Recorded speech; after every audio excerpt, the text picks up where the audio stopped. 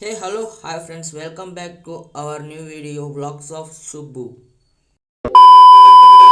ఈరోజు వ్లాగ్ ఏంటంటే మా ఇంటి పైన ఉన్నటువంటి దాదాపు 20 ఏళ్ల నాటి పాత రేకులతో ఒక చిన్న షట్టర్ను ఎలా నిర్మించుకున్నామో మీకు చూపించబోతున్నాను.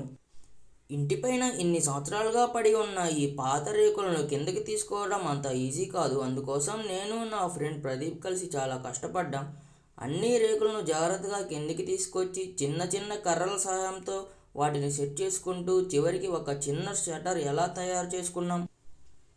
అయితే ఈ షట్టర్ను ఎందుకు నిర్మిస్తున్నామంటే నా బైక్ ఎండ వాన గాలి నుంచి ప్రొటెక్ట్ చేసుకోవడం కోసమే.